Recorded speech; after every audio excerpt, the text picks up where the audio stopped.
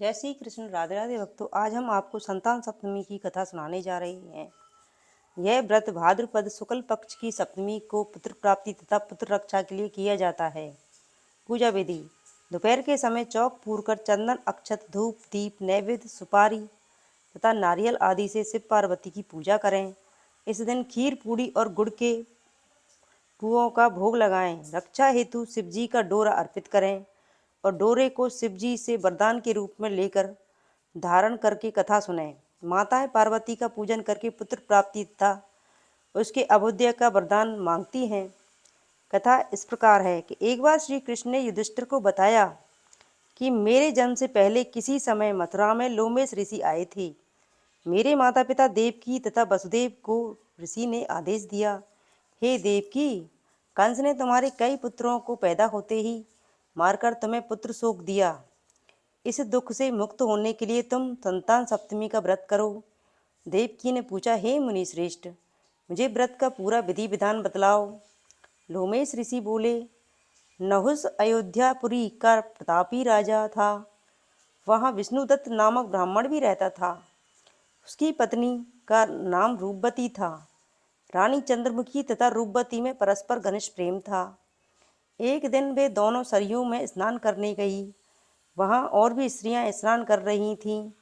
उन्होंने वहाँ मंडप बनाकर पार्वती सहित शिव की प्रतिमा बनाकर विधि पूर्वक पूजन किया। उन स्त्रियों से चंद्रमुखी तथा रूपवती ने पूजन का नाम तथा विधि पूछी। स्त्रियों ने बताया कि हमने पार्वती सहित शिव की पूजा की है।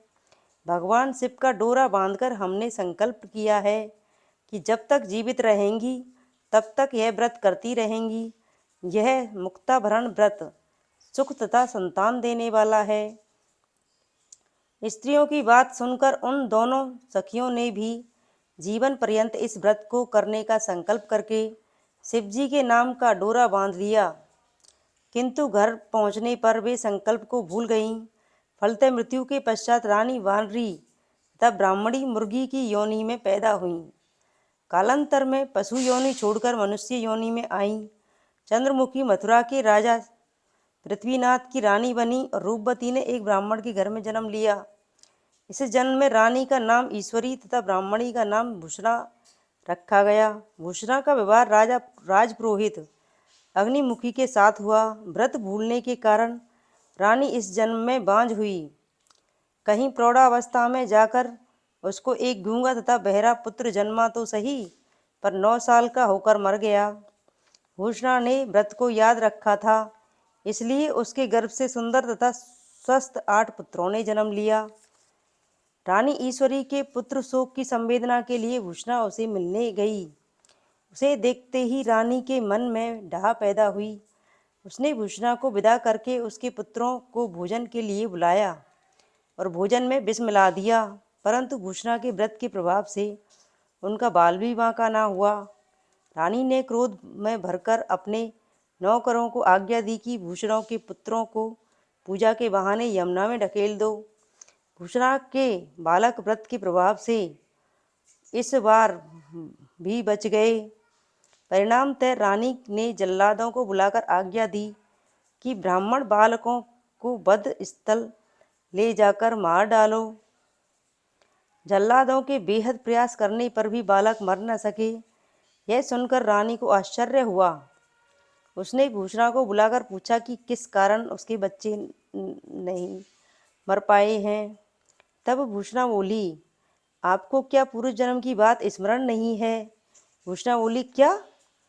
मुझे तो स्मरण नहीं है। तब उसने बताया कि पूर्व जन्म में मैं और तुम राजा नहुष की रानी थी और मैं तुम्हारी सखी।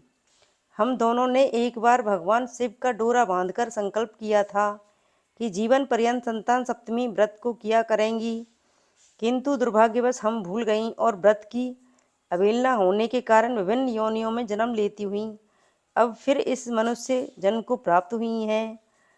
अब मुझे इस व्रत की याद हो आई तो मैंने व्रत किया। उसी के प्रताप से मेरे पुत्रों को आप चाहकर भी न मरवा सकी। यह सुनकर रानी ईश्वरी ने भी विधि पूर्वक यह संतान को सुख देने वाला मुक्ताभरण व्रत रखा। तब व्रत के प्रभाव से रानी पुनः गर्भवती हुई और एक सुंदर बालक उत्पन्न हुआ। इसी समय से पुत्र प्राप्ति और संतान की रक्षा के निमित्त इस व्रत का अत्यधिक प्रचलन हुआ है। इस प्रकार संतान सप्तमी की कथा समाप्त हुई। जय श्री कृष्ण। राधे राधे भक्तों।